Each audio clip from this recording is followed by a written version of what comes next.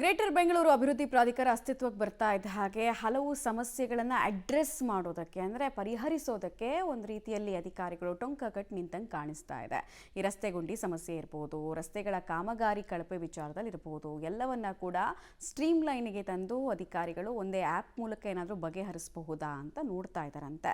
ಹೀಗಾಗಿ ಈ ಎಲ್ಲ ವಿಚಾರಗಳಿಗೆ ಸಂಬಂಧಪಟ್ಟಂತೆ ಸಭೆ ಮೇಲೆ ಸಭೆಯನ್ನು ನಡೆಸ್ತಾ ಇದ್ದಾರಂತೆ. ಒಂದು ಡೀಟೇಲ್ ಇದೆ, ನೋಡ್ಕೊಂಡು ಬರೋಣ. ಬೆಂಗಳೂರು ರಸ್ತೆ ಗುಂಡಿಗಳಿಂದ ಮುಕ್ತಿಗೆ ಪಣ. ಸಾಫ್ಟ್ವೇರ್ನಲ್ಲಿ ರಸ್ತೆಯಲ್ಲಿರುವ ಗುಂಡಿ ಕಾಮಗಾರಿ ಮಾಹಿತಿ. ಒಂದೇ ಸಾಫ್ಟ್ವೇರ್ನಲ್ಲಿ ನಗರದ ಎಲ್ಲಾ ಮಾಹಿತಿ ಲಭ್ಯ. ದಿನದಿಂದ ದಿನಕ್ಕೆ ಬೆಂಗಳೂರು ನಗರ ಬೆಳೆಯುತ್ತಾ ವಿಸ್ತಾರಗೊಳ್ಳುತ್ತಾ ಸಾಗಿದೆ. ಈ ನಡುವೆ ಬೆಂಗಳೂರಿನ ಸಮಸ್ಯೆಗಳು ಹೆಚ್ಚುತ್ತಲೇ ಇವೆ. ಹೀಗಾಗಿ ಗ್ರೇಟರ್ ಬೆಂಗಳೂರು ಪ್ರಾಧಿಕಾರವು ಅಸ್ತಿತ್ವಕ್ಕೆ ಬಂದಿದ್ದು ಬೆಂಗಳೂರಿಗೆ ಹೊಸ ಟಚ್ ಕೊಡಲು ಮುಂದಾಗಿದೆ. ಹೀಗಾಗಿ ಜಿಬಿಎ ವ್ಯಾಪ್ತಿಯ ರಸ್ತೆಗಳಲ್ಲಿ ಗುಂಡಿಗಳನ್ನು ಮುಚ್ಚುವ ಹಾಗೂ ಪ್ರಗತಿಯಲ್ಲಿರುವ ಕಾಮಗಾರಿಗಳನ್ನು ತ್ವರಿತವಾಗಿ ಪೂರ್ಣಗೊಳಿಸುವ ಸಲುವಾಗಿ ಮಲ್ಲೇಶ್ವರಂನ ಐಪಿಪಿ ಕೇಂದ್ರದಲ್ಲಿ ಅಧಿಕಾರಿಗಳು ಹಾಗೂ ಗುತ್ತಿಗೆದಾರರ ಜೊತೆ ಮುಖ್ಯ ಆಯುಕ್ತರಾದ ಮಹೇಶ್ವರ ಸಭೆ ನಡೆಸಿ ಮುಂದಿನ ಕಾರ್ಯಚಟುವಟಿಕೆಗಳ ಬಗ್ಗೆ ತಿಳಿಸಿದ್ರು. ಇನ್ನು ಗ್ರೇಟರ್ ಬೆಂಗಳೂರು ವ್ಯಾಪ್ತಿಯಲ್ಲಿ 702 ಕಿಲೋಮೀಟರ್ ಆರ್ಟಿರಿಯಲ್ ಹಾಗೂ 946 ಕಿಲೋಮೀಟರ್ ಸಬ್ ಆರ್ಟಿರಿಯಲ್ ರಸ್ತೆಗಳು ಸೇರಿದಂತೆ ಒಟ್ಟು 1648 ಕಿಲೋಮೀಟರ್ ಪ್ರಮುಖ ರಸ್ತೆಗಳಿವೆ. ಈ ಪೈಕಿ 2016ರಿಂದ 2024ರವರೆಗೆ 104 ಕಿಲೋಮೀಟರ್ ಉದ್ದದ 61 ರಸ್ತೆಗಳಲ್ಲಿ ವೈಟ್ ಟಾಪಿಂಗ್ ಕಾಮಗಾರಿಯನ್ನ ಪೂರ್ಣಗೊಳಿಸಲಾಗಿದೆ. ಹೊಸದಾಗಿ 1,700 ಕೋಟಿ ರೂಪಾಯಿ ವೆಚ್ಚದಲ್ಲಿ 143 ಕಿಲೋಮೀಟರ್ ಉದ್ದದ 82 ರಸ್ತೆಗಳಲ್ಲಿ ವೈಟ್ ಟಾಪಿಂಗ್ ಕಾಮಗಾರಿ ಕೈಗೆತ್ತಿಕೊಳ್ಳಲಾಗಿದೆ.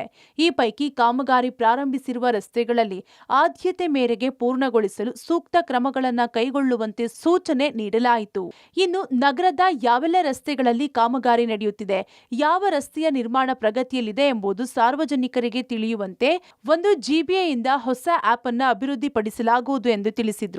ಇನ್ನು ವೈಟ್ ಟಾಪಿಂಗ್ ಕಾಮಗಾರಿ ನಡೆಯುವ ಕಡೆಗಳಲ್ಲಿ ಡಕ್ಟ್ಗಳ ಅಳವಡಿಕೆ, ಒಳಚರಂಡಿ, ಕಾವೇರಿ ನೀರಿನ ಪೈಪ್ ಲೈನ್ ಸ್ಥಳಾಂತರ ಮಾಡುತ್ತಿರುವ ಸ್ಥಳಗಳಲ್ಲಿ ವಾಹನಗಳ ಸಂಚಾರದ ವೇಳೆ ಅವಘಡಗಳು ಸಂಭವಿಸುವುದನ್ನು ತಪ್ಪಿಸುವ ಸಲುವಾಗಿ ಸುರಕ್ಷತಾ ದೃಷ್ಟಿಯಿಂದ ಬ್ಯಾರಿಕೇಡ್ ಹಾಗೂ ಕಾಷನ್ ಟೇಪ್ ಅಳವಡಿಸಲು ಸೂಚನೆ ನೀಡಲಾಯಿತು. ರಸ್ತೆ ಸ್ವಚ್ಛತೆ ಮಾಡದಿದ್ದರೆ ನೋಟಿಸ್ ನೀಡಿ. ನಗರದಲ್ಲಿ ಮೆಟ್ರೋ ಕಾಮಗಾರಿ ನಡೆಯುತ್ತಿರುವ ಕಡೆ ಕಾಮಗಾರಿ ತ್ಯಾಜ್ಯವನ್ನ ಮೆಟ್ರೋ ಇಲಾಖೆಯಿಂದಲೇ ಸ್ವಚ್ಛತೆ ಮಾಡಬೇಕು ಹಾಗೂ ಹೂಳೆತ್ತುವ ಕಾರ್ಯವನ್ನು ನಡೆಸಬೇಕು. ಈ ಸಂಬಂಧ ಸ್ವಚ್ಛತೆ ಗುರುತಿಸಿ ಸಂಬಂಧಪಟ್ಟ ಅಧಿಕಾರಿಗಳಿಗೆ ನೋಟಿಸ್ ನೀಡಿ ಸ್ವಚ್ಛಗೊಳಿಸಬೇಕೆಂದು ಸೂಚನೆ ನೀಡಿದರು. ಒಟ್ಟಾರೆ ನಗರದಲ್ಲಿ ಬರುವ ರಸ್ತೆಗಳಲ್ಲಿ ಎಲ್ಲೆಲ್ಲಿ ಗುಂಡಿಗಳಿವೆ, ಯಾವ್ಯಾವ ರಸ್ತೆಗಳಲ್ಲಿ ಏನೇನು ಕಾಮಗಾರಿ ಕೈಗೆತ್ತಿಕೊಳ್ಳಲಾಗಿದೆ, ಗುತ್ತಿಗೆ ಪಡೆದಿರುವವರು ಯಾರು ಎಂಬ ಮಾಹಿತಿ ಸೇರಿದಂತೆ ಇನ್ನಿತರೆ ಮಾಹಿತಿಯು ಒಂದೇ ಕಡೆ ಸಿಗುವಂತಹ ಸಾಫ್ಟ್ವೇರ್ ಅಭಿವೃದ್ಧಿಪಡಿಸಲಾಗಿದೆ. ಅದಕ್ಕೆ ಅಧಿಕಾರಿಗಳ ವಿವರ ಹಾಗೂ ಮೊಬೈಲ್ ಸಂಖ್ಯೆಯನ್ನು ಕೂಡ ಅಳವಡಿಸಲು ಸೂಚನೆ ನೀಡಲಾಗಿದೆ. Lokesh Kodagadala, public TV, Bengaluru.